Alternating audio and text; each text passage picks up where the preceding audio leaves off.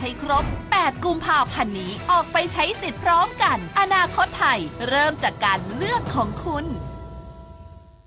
กรมการค้าต่างประเทศร่วมมือกับภาคอุตสาหกรรมยานยนต์เตรียมพร้อมผู้ประกอบการยานยนต์และชิ้นส่วนยานยนต์ตามหลักเกณฑ์ใหม่ของสหรัฐเพื่อให้การยื่นขอออกหนังสือรับรองถิ่นกำเนิดในการส่งออกไปสหรัฐเป็นไปอย่างถูกต้องและมีประสิทธิภาพนางอรดาเฟื่องทองอธิบดีกรมการค้าต่างประเทศเปิดเผยว่ากรมการค้าต่างประเทศร่วมมือกับสมาคมอุตสาหกรรมยานยนต์ไทยและสภาอุตสาหกรรมแห่งประเทศไทย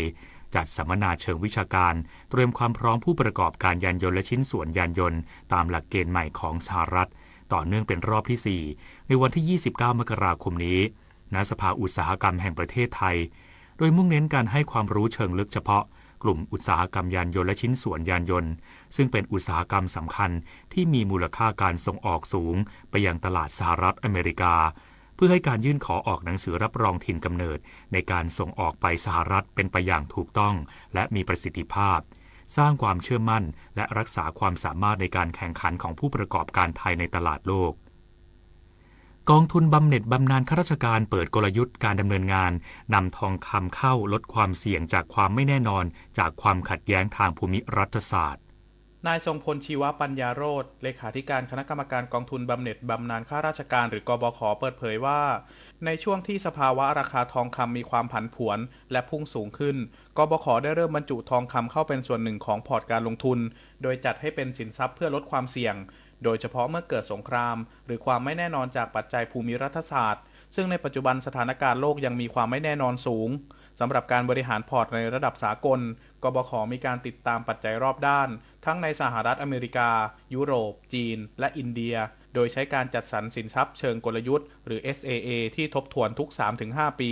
เป็นกรอบการทำงานขณะที่ในประเทศไทยกบข.ยังคงเห็นโอกาสเติบโตในสินทรัพย์บางประเภทเช่นธุรกิจโรงแรมในจังหวัดภูเก็ตซึ่งมีผลการดำเนินงานที่ดีเยี่ยมจากอัตราการเข้าพักที่สูงปฏิพล สัทธพรหมมารายงาน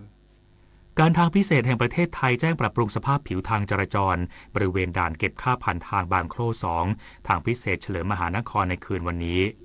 การทางพิเศษแห่งประเทศไทยหรือกทพ.แจ้งผู้ใช้ทางทราบว่าในวันที่ 26 มกราคม 2569 ตั้งแต่เวลา 21 นาฬิกาถึง 5 นาฬิกาของวันรุ่งขึ้นจะมีการดำเนินงานลอกพื้นผิวแอสฟัลต์บริเวณด่านเก็บค่าผ่านทางบางโคร่2ทางพิเศษเฉลิมมหานครเพื่อปรับปรุงสภาพผิวจราจรทั้งนี้ในช่วงเวลาดังกล่าวผู้ใช้ทางยังสามารถใช้เส้นทางขึ้นสะพานทศมราชันได้ตามปกติกทพ.ขอความร่วมมือผู้ใช้ทางสังเกตป้ายเตือนและปฏิบัติตามสัญญาณจราจรอย่างเคร่งครัดเพื่อความปลอดภัยในการสัญจรจบข่าวยุทธพรบานเย็นอ่านรับฟังข่าวครั้งต่อไปเวลา 7 นาฬิกาครับติดตามข่าวที่นำเสนอไปแล้วได้ที่ www.thainews.prd.go.th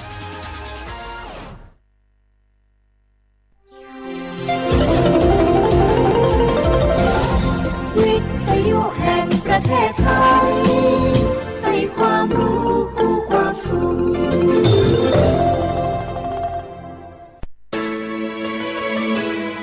สถานีวิทยุกระจายเสียงแห่งประเทศไทยจังหวัดเชียงใหม่ AM 1476 กิโลเฮิรตซ์สถานีวิทยุภาคภาษาชาติพันธุ์แห่งเดียวในประเทศไทยที่มีความทันสมัยเชื่อถือได้สร้างอัตลักษณ์กลุ่มชาติพันธุ์สู่สากล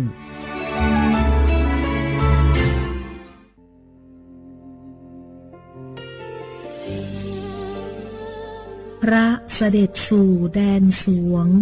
ไทยทั้งปวงน้อมสำนึกในพระมหากรุณาธิคุณตราบนิรันดร์ข้าพระพุทธเจ้าข้าราชการและเจ้าหน้าที่สถานีวิทยุกระจายเสียงแห่งประเทศไทยจังหวัดเชียงใหม่กรมประชาสัมพันธ์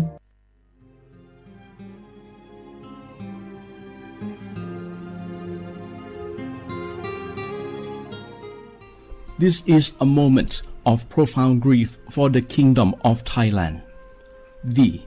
The collective voices of Radio Thailand Chiang Mai join the Thai nation in mourning the passing of our beloved Queen Martha, Her Majesty Queen Sirikit. Her life was a testament to the unwavering service, grace, and deep love for the Thai people.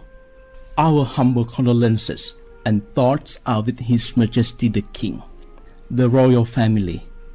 and all the Thai people during this deeply sorrowful time. We will remember her forever.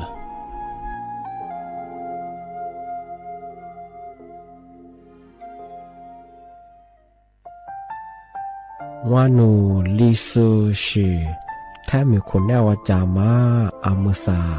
นีมาอาคือที่ลิซาโงวานูวัตซึมาอาคือแฟมากูวัตุวามาที่ลิชิควาลิปดูแท้มีคนแนวจามาวานูลิซูชิจะควาจับโวอามาคือตาโหเลเลที่ลินีมาจาจานีมาที่ลิซาจาโง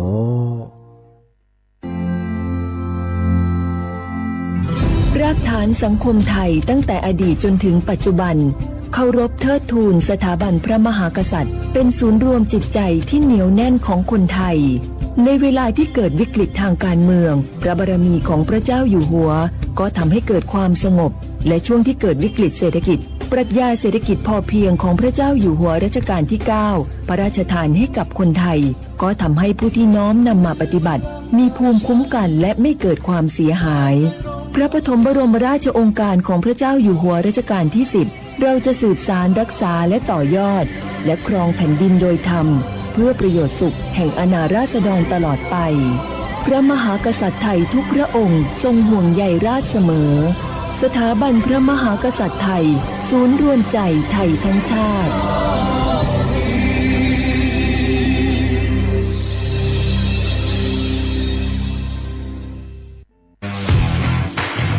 รัฐบาลไทยประกาศสงครามสแกมเมอร์รัฐบาลจึงได้ประกาศสงครามกับสแกมเมอร์ในฐานะที่สแกมเมอร์เป็นวาระแห่งชาติและในวันนี้ผมก็ได้ใช้โอกาสนี้มารายงานความคืบหน้าและเน้นย้ำถึงสิ่งที่เราต้องร่วมกันทำต่อไปรัฐบาลได้จัดตั้งคณะกรรมการอำนวยการป้องกันและปราบปรามอาชญากรรมทางเทคโนโลยีขึ้นมาโดยมีผมเป็นประธานด้วยตนเองเพื่อให้ทุกหน่วยงานทำงานไปในทิศทางเดียวกันเราได้มีการลงนามบันทึกความเข้าใจระหว่าง 15 หน่วยงานหลักทั้งภาครัฐและภาคเอกชนตลอดจนสถาบันการเงินเพื่ออุดช่องโหว่ทางการเงินและตัดเส้นทางเงินของกระบวนการอาชญากรรมเหล่านี้ให้สิ้นซากรวมพลังคนไทยต้านภัยสแปมเมอร์นายอนุทินชาญวีรกูลนายกรัฐมนตรี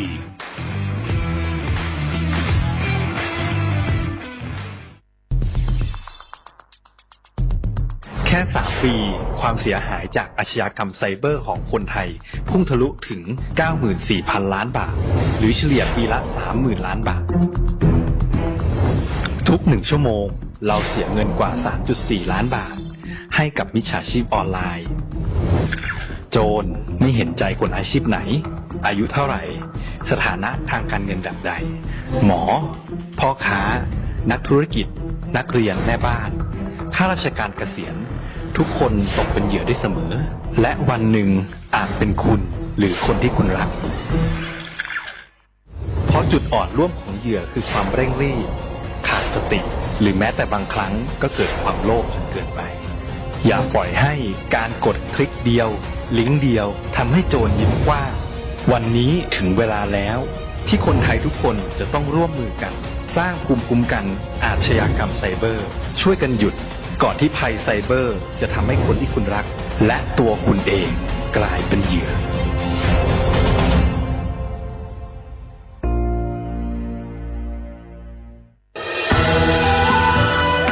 จากศาลากลางจังหวัดน่านหลังเก่าพัฒนาสู่การเป็นศูนย์การเรียนรู้นันทศิษย์ป่าคารโดยมูลนิธิรักป่าน่าน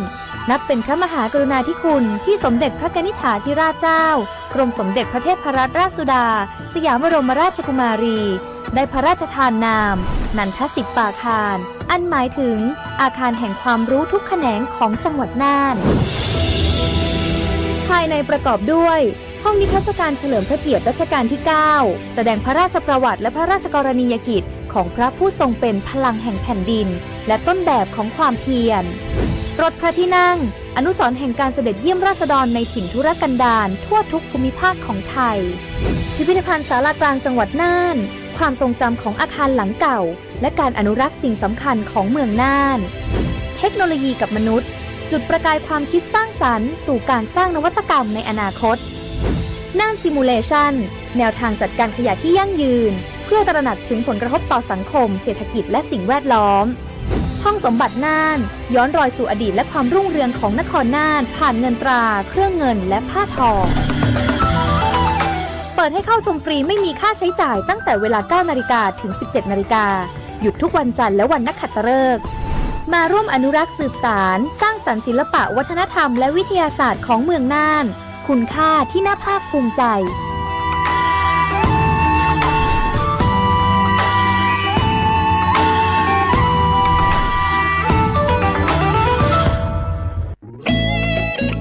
เสียงของท่านมีความหมายต่ออนาคตประเทศการเลือกตั้งคือโอกาสสำคัญที่ประชาชนจะได้ร่วมกำหนดทิศทางบ้านเมืองขอเชิญชวนพี่น้องประชาชนผู้มีสิทธิ์เลือกตั้งทุกท่านออกไปใช้สิทธิ์เลือกตั้งปี 2569 เลือกคนดีเลือกผู้แทนที่ตั้งใจทำงานเพื่อประโยชน์ของประชาชนบดีปล่อยให้เสียงของท่านเงียบหายเพราะประชาธิปไตยเริ่มต้นที่การไปใช้สิทธิ์ร่วมกันไปเลือกตั้งอย่างพร้อมเพรียงกันวันอาทิตย์ที่ 8 กุมภาพันธ์ 2569 8 โมงเช้าถึง 5 โมงแลงใช้สิทธิ์ใช้เสียงเพื่ออนาคตของประเทศไทยเจ็บป่วยเล็กน้อยอาทิมีไข้ไอเจ็บคอปวดข้อเจ็บกล้ามเนื้อใช้สิทธิบัตรทอง30 บาทปรึกษาเภสัชกรรับยาตามอาการไม่เสียค่าใช้จ่ายยื่นบัตรประชาชนได้ที่ร้านยาที่มีสติ๊กเกอร์ร้านยาคุณภาพของฉันให้บริการดูแลอาการเจ็บป่วยเล็กน้อย30 บาทรักษาทุกที่ที่ร้านยาคุณภาพของฉันสอบถามเพิ่มเติมสายด่วนสปสช1330 24 ชั่วโมงอยากใช้สิทธิ์บัตรทอง30 บาทรักษาฟันสังเกตสติ๊กเกอร์คลินิกทันตกรรมชุมชนอบอุ่นแล้วยื่นบัตรประชาชนก็ได้ทำฟัน5รายการอุดฟันถอนฟันขูดหินปูนเคลือบหลุมร่องฟันและเคลือบฟลูออไรด์ไม่มีค่าใช้จ่ายไม่ต้องรอคิวนานแถมใช้สิทธิ์ได้ปีละ3 ครั้ง30 บาทรักษาทุกที่ที่คลินิกทันตกรรมชุมชนอบอุ่นสอบถามเพิ่มเติมสายด่วนสปสช1330 24 ชั่วโมง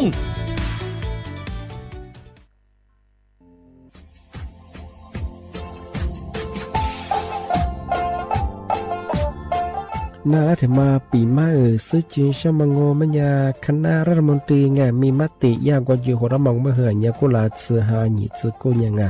ยิ่งคงอยู่ตรงนี้ชดซื้อฉีกว่าอย่าไปรับมองมาเฮอแก้ไขปัญหาไงสถานะอาทิตย์เฮอสัญชาติไงเอาถ้ามีคนเนี่ยว่าจะส่วนไงอธิบายที่ยากกฎหมายถือว่าไปรับมองมาเฮอไงมาตราที่17ไงแห่งพระราชบัญญัติคนเข้าเมืองไงพศงมันอยากให้ญี่ปุ่นอยากให้หนีตัวไงหนีซื้อหนีกวางไงเท่าโวถ้ามีคนเนี่ยว่าจุฬาโซอาทิตย์เฮอมือซ่าจางโง่เป็นยังไงอาทิตย์โวมีทะเบียนประวัติเฮอถูกต้องอยู่ไงอธิบายว่าสารว่ายื่นขอสถานะไงคนต่างด้าวเข้าเมืองโดยชอบด้วยกฎหมายที่ดียินหน้าบดงาที่ทยากฎหมายถือว่าบรรดามาเพิ่งไงมาตราที่7ทวีไงแห่งพระราชบัญญัติไงสัญชาติยึดขวงงบไปเฮอพศยังไง2508ไงเอาถ้ามีคนได้ว่าเฮอตาซุงโงไม่ยังไงที่ยังเฮออาบามันก็จะเฮออามาไงเอาว่าอยู่ในทะเบียนประวัติบุคคลไงอธิบายว่าไม่มีสถานะทางทะเบียนมาจุบะเฮาสามารถยื่นขอสัญชาติไทยที่กรุงเทพมหานครยื่นที่สำนักบริหารการทะเบียนกรมการปกครองอธิบายเราส่วนต่างจังหวัดจะสุบะกว่ายื่นต่อในอำเภอตานภูมิลำเนาปีขวานนแล้วก็จะบอกว่าอำเภอยี่ที่ยื่นช่อง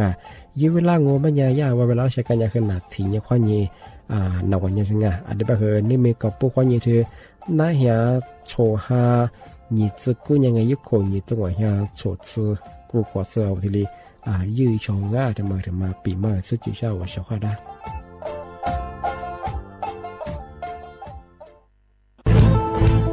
เชียร์ว่าบุกอามาสนใจลงโฆษณา ทาสถานีวิทยุกระจายเสียงแห่งประเทศไทยจังหวัดเชียงใหม่อาวสถานีวิทยุของบัญญายี่เสียคือคือเสืออาทิเยยี่สัญญาณก็คือหูยาคือยิบเป้งาเทวพื้นที่จังหวัดเชียงใหม่ยังง่าอาทิปัญญามาสนใจลงโฆษณาอยู่ช่องบัญญาติดต่อที่สวทเชียงใหม่ง่ายิบเบอร์โทรบัญญาคือ053-276-0685อาทิเย0922468579ง่า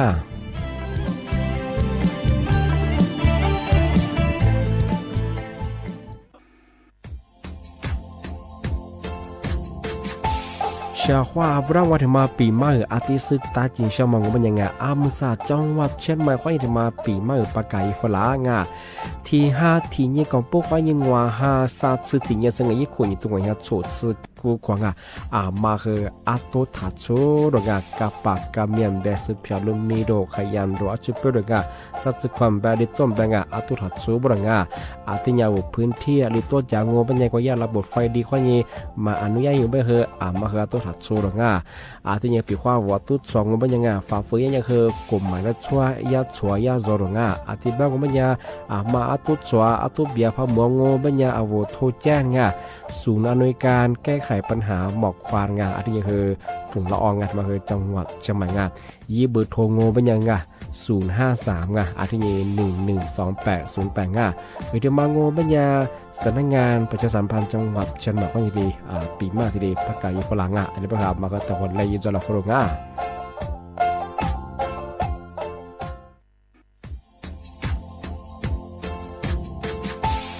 ชาว่าบรางวัลมาปีใหม่อาทิตย์ตาจิงชาวมองบัญญัติอามุสาจังหวัดเชียงใหม่ข้อยมาปีใหม่ปากไก่ฝรั่ง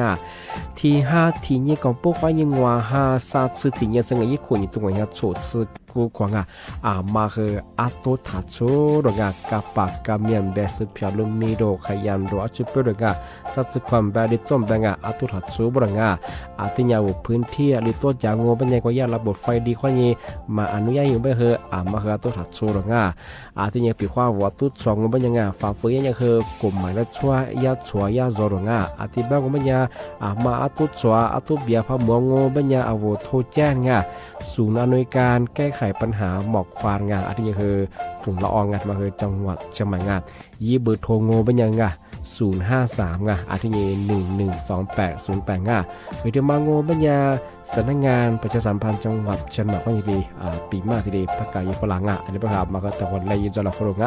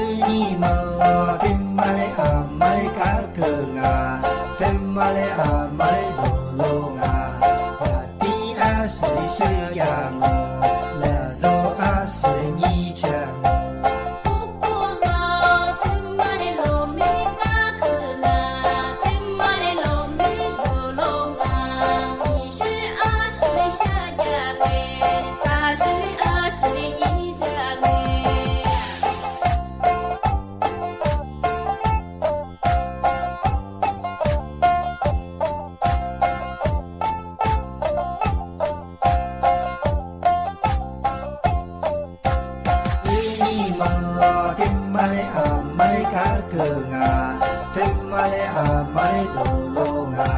ザティアスリシュヤゴラゾアスリニチャゴ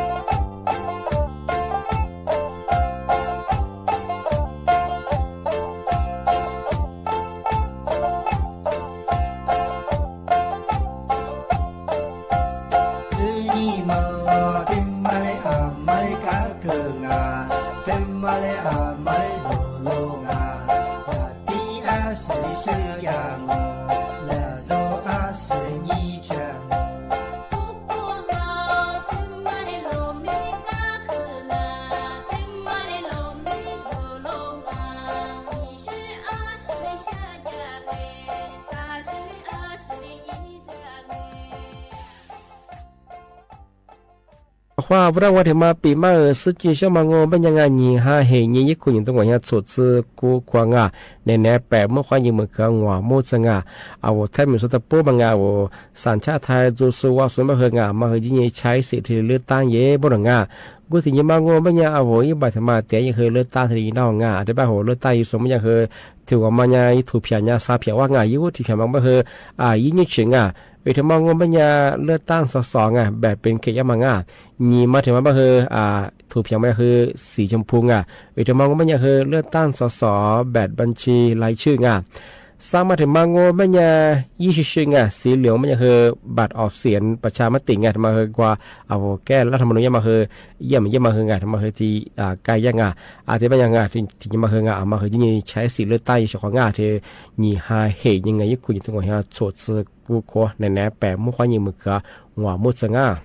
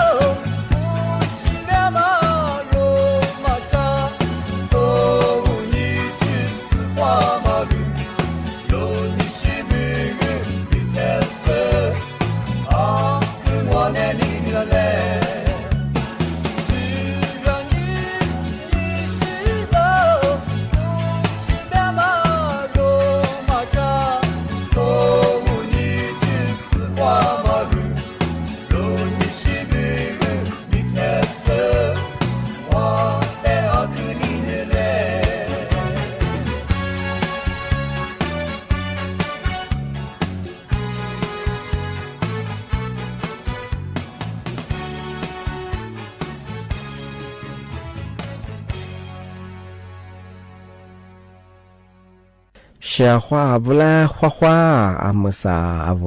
ลิสุงโอโดซึตขวาเปลาวงา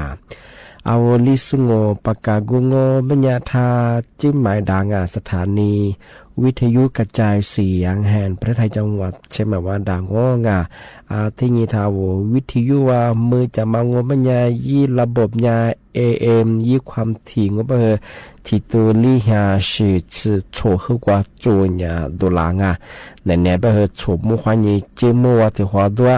ที่มือร้องบัญญาหนีมุขวานีสามโม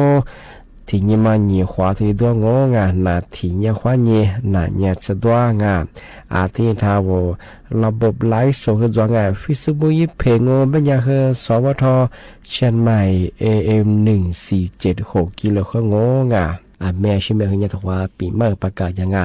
อาวประกันสังคมอยู่สู้มาตาสัตสาเจมาตาสัตสกุอาวปีว่าตัวสุขภาพอยู่ช่างมันอยากอาว24ทำข้อนี้ที่ตัวหน้าที่กุนหน้าบ่ดงอาวประกันสังคมอยู่ไม่เคยยากกูเนี่ยมันอยาก14รายการเซรีส์สถิติตัวเยอะกูเยอะบ่ดงที่ปัญญาว่ามากูก็แท้ว่าโรงพยาบาลนี่ยิ่งสอบถามว่าในสิ่งที่มายากโครงการมาดูจ้าบ้างดูจ้ามาเคยยิ่งนั่นนี่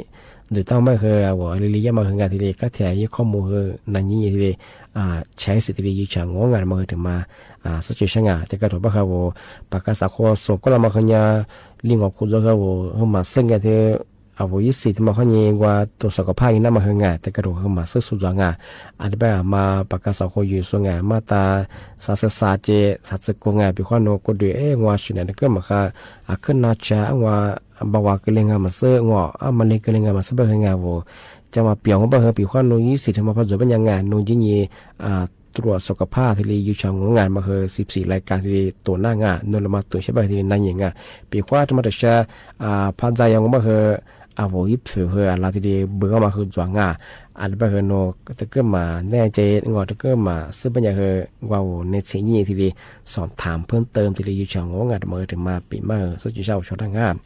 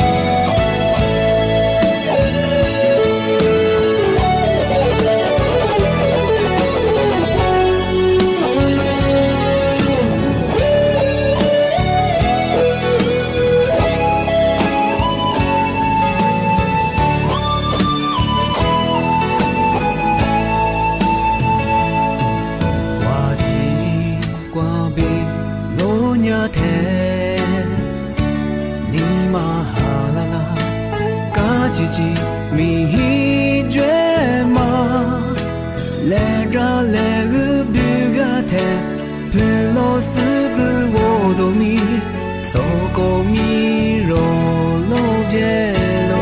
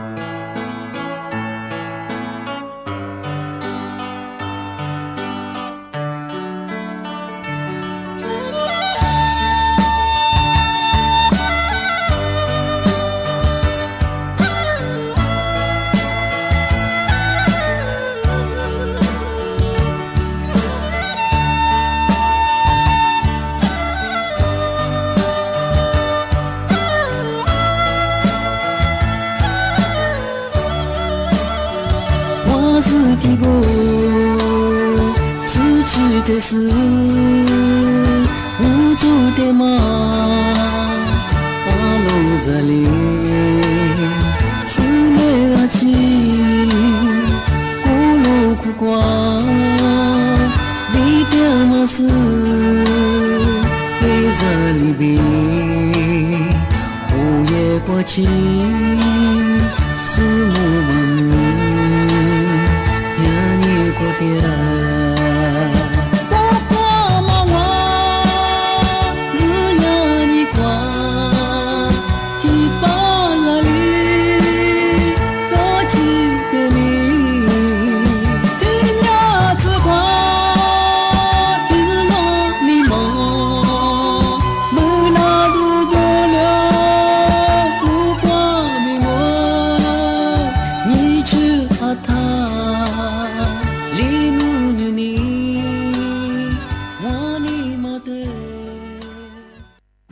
小伙伴跟哪来的比影响他们会他们是呀那วิจัยว่าสุสิ่งสุบชงที่ยาสารัดที่มันมีว่าจะสุเปียบสิ่ง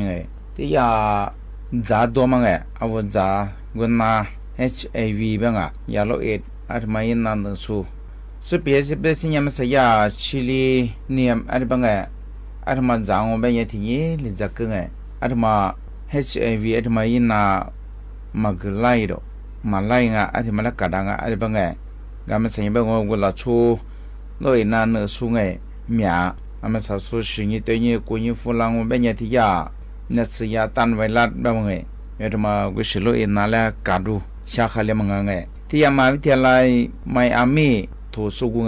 อาทิตย์ที่ก็มาสูสิ่งฟุ้งลังที่ยาซิลิเนียมเสริมที่บางที่มาจางเป็นอย่างสุเปียบสิ่ง一副个皮肉，是呢，ที่ยาเชื้อยินนางHIV บ้ามาลุยนาที่มาแล้วคือกาดังอะไรบ้างก็สุดตัวนี้มันเป็นยาเชื้อ HIV ลุยนาที่มามันเป็นยาที่ยานากุศลซิลิเนียมอะไรมาที่นี้ลิจังอาบากุมาจับยาเจยาเชื้อไวรัสอะไรบ้างว่ายี่สิเจ้าว่าดามาสอเลโรก็สุขเปียบสิ่งยาสุสิ่งหัวตัวนี้มันเป็นยาก็ยาสิเลียที่ที่จะมันยาอะไรนาโลอินาที่มาเลียกระดังพระอะไรบาง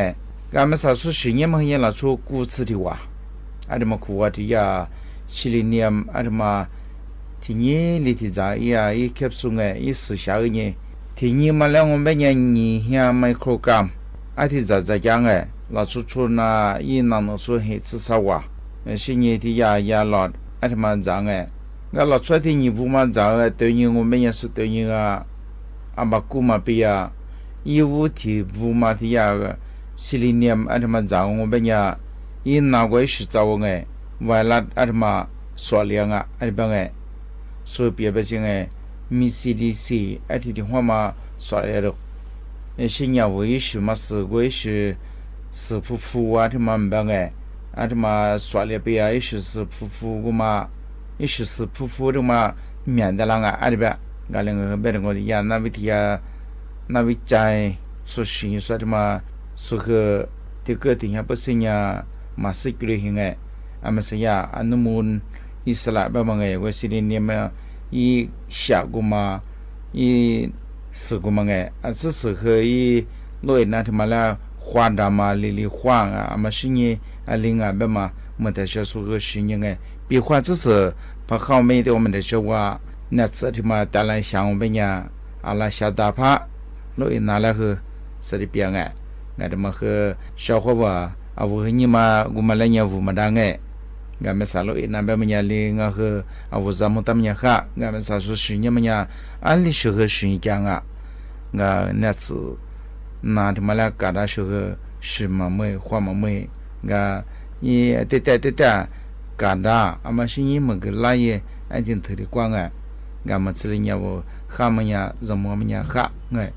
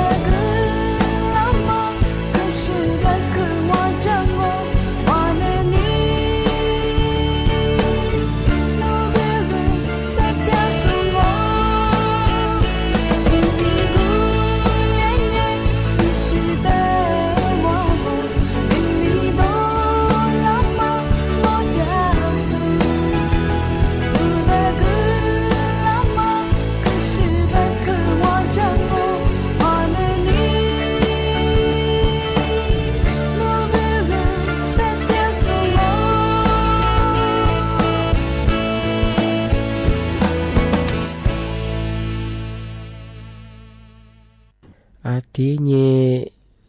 บัญชีม้าที่เรื่องมาคือปีมาใช่ว่าจะหอดะแต่ก็เราก็เคยว่าบัญชีม้ามาคือแบบสุดแบบสุดมาคือเหมียวงานก็คือบัญชีม้ามาคืออันลินจำแบงอ่ะงอกลุ่มไม้ช่วงมาคือที่กระโดดก็คือเนี่ยคือลำมาตัวสูจัวก็คือมาคือนี่มีที่ความที่ปีมาช่างห้าบัญชีม้างอเป็นยังกว่าวุ้ยมีวุ้ยมีความเย็นกว่าบัญชีธนาคารสุดาเปลือกมังแต่ก็เราได้มาสู้ที่ก็เราตัวมาคือจุดแพ้เวลาบัญชีเปิดจ้างเป็นยังไงยากเวลาผู้บังเกิดใช่ว่าแท่งมาคือรับจ้างเปิดบัญชีมาไงว่าบัญชีเปิดว่ามูจามังที่ก็ถือว่าเป็นสู้ที่บัญชีบางวันเฮียก็สู้จ้าที่ก็ถือว่าคือที่ตู้หัวเฮียหัวแบบที่ก็เราแบบเนี่ยที่บัญชีเปิดว่ามูจามาคือเนี่ยคือมาผิดกฎหมายห่อแบบที่ชื่อดวงไงใช่ไหมมาสู้ๆบ้างที่มันว่าเนี่ยคือผิดกฎหมายใช่ไหมที่มาคือไงมาคือถ่ายเยอะใช่ไหมที่บอกว่าวุ้ยมีข้อนี้วุ้ยบอกข้อนี้ว่าบัญชีธนาคารสุดาเปิดมาจะแบบบัญชีจะว่าสุดเตะใช่ไหมอาจจะแบบว่าสุดเตะสุดตัวแย่ตัวก็ว่าสุดเลยยิ่งสุดธุรกิจสุดว่าหัวก็ใช่ไงแบบน่าจะว่ายิ่งสุดแบบว่าจุดไปตัวหัวต่อไปยิ่งต่อสู้ไงมาเสียชื่อเลยยังบางงานจะว่าผิดกฎหมายทุกประเภทแบบเจ้าบัญชีข้อนี้เงินฝากเงินโอนให้มางานว่าบัญชีข้อนี้ฟ้องเงินยังมาถึงว่าที่มาคือขึ้นเนี่ยผิดกฎหมายอะไรอันก็คือมาได้แล้วผู้บ่าอันนี้เกิดไงบัญชีแต่เปิดมาแล้วว่าหนีมาจ่าไปยังไงซ้ำมาไปยังไงทำมาแต่ยังไงที่จะมาก็คือโนบัญชีมาเปิดบางก็คือโนบัญชีสุดละว่ามาว่าอยู่ยังบางอย่างคือแต่ก็มาเสื้อมันอย่างคือติญาละมันติญาจำมังบัญชีสุดแต่ยี่ตัวอยู่ไปจ้ายี่ตัวอยู่ไปยี่ตัวสองว่าไปว่ายิ่งว่าสุกมาอย่างคือจ้ากว่าต่อชื่อมาข้ามาตั้งปุ๊บพายีไปไงสุดท้ายบัญชีมายิ่งมีมาไปนั่งบัญชีเปิดได้เฉยมีเขาเปิดไว้คือจ้าสุด比如话也许意思怎么拍一出来很我，บัญชีว่าเนี่ยสุดท้ายพวกโอเจมาสุดท้ายยิ่งเกิดจากมันว่าสุดบัญชีตัวสอยไปทำไมมีมาคืนนู่นไปคือสิโนสอนอะไรเช่นไงที่ว่ายังไม่สุดบัญชีมาไม่ใช่ไงที่ว่าคือไงมาคือบัญชีเปิดของมันว่าสุดแล้วกูเนี่ยบัญชีเปิดจะมาคือถ่ายยังไงทำไมเนี่ยคือกลมไปแล้วส่วนที่บ้านผมปัญญาบุตรบัญชีเปิดส่งบัญญัติไงยี่โทษไงเรียกว่าจะเกิดอะไรมั้งยี่วุฒิมาเพื่อไงปีว่าวันบัญชีมาสุดแล้วเปิดของเพื่อไงยี่เปิดส่งมันจะคือไงโคเบี้ยมาคือไงจำคุกไม่เกินสาโคเบี้ยหรอกไงจำคุกไม่เกิน3 ปีไงอาจจะคือผู้บัตรเพื่อพักโคจังไม่คือไงไม่เกิน3 แสน3 เสียบาทโคจังไงมันก็ชื่อโคจังโคเบี้ยไงทำจำทำปลายอะไรไงบอกเดี๋ยวยี่เปิดส่งตีถิ่นบางโง่ปัญญาทำมายี่โทษผู้จัดหาไงมันก็ชื่อโฆษณายิสุยี่ควาสูอาจจะเรียกว่าโฆษณายิสุไงอย่างที่ยี่บอกไงโนหลักสูควาสูไงโนควาสูหลักสูควายี่ปุ๋ยจะมาไงยี่ควาสูจะบอกอาจจะเรียกว่าโฆษณายี่มันก็บัญชีเปิดเนี่ยกุลียะกุลีค่าที่เรียกค่าให้ฝากที่เรียกว่ามันไงยี่โฆษณาสูทำมาโง่ปัญญาคือไงจำคุดไงคูเบี้ยมองไม่คือนี่โคว่านี่ว่าโคเสเบี้ยยังไงอาจจะว่ายี่เปิดสุดสัญญาณแบบยังไงยี่เปิดสุดเป็นยังคือซาโคเบี้ยไงเพราะว่ายี่ความสวยยี่โฆษณาสิเป็นนี่โคว่านี่ว่าโคเสเบี้ยไงอาจจะเนี่ยผู้บ่าวโคจะมาไม่ยังไงนี่แชร์ว่านี่คือว่าแชร์สกุลอะไรไงอาจจะว่ายี่เปิดสุดสัญญาณแบบไงนี่แชร์ว่านี่คือว่าแชร์สัญญาอาจจะเนี่ยคือทำจัดทำปลายยังไงโคเบี้ยที่นี่คือโคจังที่บ้านผมเป็นยังคือการรับจ้างเปิดบัญชีไม้มาคือยังคือผิดกฎหมายยังแบบว่าซื้อเลยผมเป็นยังคือไงเจ้าของจะแชร์พระจีจบไปไงส่วนเวลาเปิดแก้มาคือว่าถ้าเปิดถ่ายยังฟอร์มยังสึกถ่ายยังมาจุดดังกับพิคอนพอเปิดงเป็นยังที่เด็กโคซุ่มเมื่อที่หัวโคสึกโคแบบน้องอันนี้โคซึ่ง มันตัวเชื่อว่าจะส่วนใหญ่มันก็คือเอาหัวมิวก็คือเดือเอาหัวคือส่วนอะไรอย่างเงี้ยคูเบลคือซับคูเบลไงที่นี่คือปรับไม่เกิน3แชทไงโนยาลาเปิดได้มาคือที่บัญชีมาที่ตัวมันก็ชื่อหัวเฮียที่ตัวหัวเฮียว่าไงสุดท้ายแบบเดนโนยี่สามารถเปิดได้บางคนหัวยี่ใส่ลิงก์ตัวคือสุพรรณยามันก็คือเดือ300,000สุขได้ไงมาจุดได้ช่องไงถ่ายเย่ไงช่องไงที่นี่คือยูควาสุดที่ลงไงนยูควาสุยีแนะนำยูโซไงยูโฆษณาสุคือถ่ายเย่ไงช่องไงโฟสุดได้ฟูบ่อามีเกิดถ่ายเย่ไงว่าหลักสุดยูควาหรือว่าหลักสุดว่าสุดยี่สุดว่าสุดไงหลักสุดพวกความว่าไม่ยังไงนั่งไงถั่วมาคือหัวพลาสติกอะเป็นยังไงแล้วเนาะอันนี้เขาบอกว่าในประสิทธิ์ยังว่าเป็นยังไงว่ายูควาสุมีความปียังไงอันที่นี่คือยูโฆษณาสุคือมีความปียังไงมาคือถ่ายเย่มาเจอหลังพอสมมติก็คือยี่โขว่ายี่หัวโขจะเบื่อกันทุกบ่าวว่ามันคือที่ยี่เบื่อว่าไงพันยามมันก็คือยี่โขว่ายี่หัวโขจะเบื่อผู้บ่าวโขจะมาคือยี่ชาว่ายี่หัวชาสังไงมันก็แท้หลักสุขความมาคือความฟีดแบ็กที่ว่ามันหัวภาษีว่าเป็นว่าเป็นข้อนัวอันนี้ว่าสว่าคือข้อนัวยี่มือสมมติว่าเป็นของไงเจ้าของสุพรรณยามมันเลยไปถึงว่าพันยามมันเลยไงโนสุนัขโขจะมาคือยี่ชาสมมติโขจะยังไง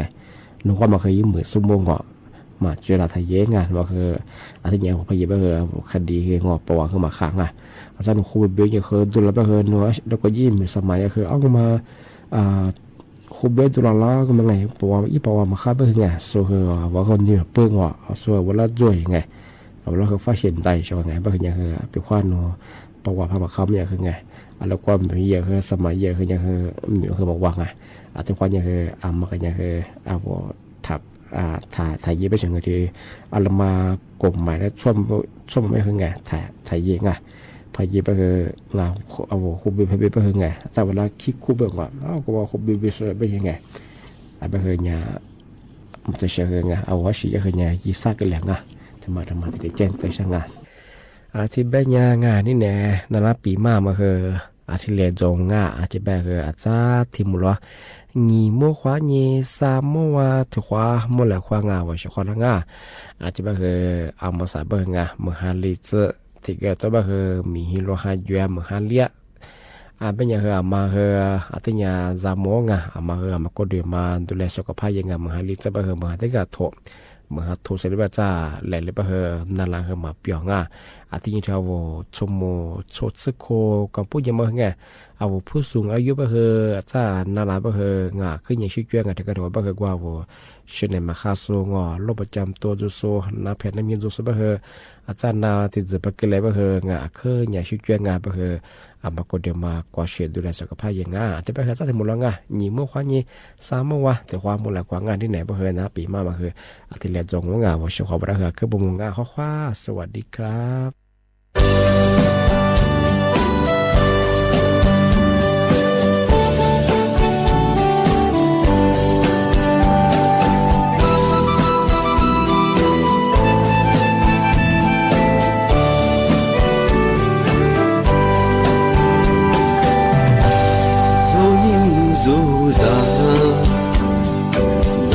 ดีว่าปีโลเลจิมาดิเชอาลีปีดาเกเจโซนี่ซาเชลีโกจิเมอาเชเมนาเวจิมาพูโลโจโกมินซางาจิมาดิเชเลยังงา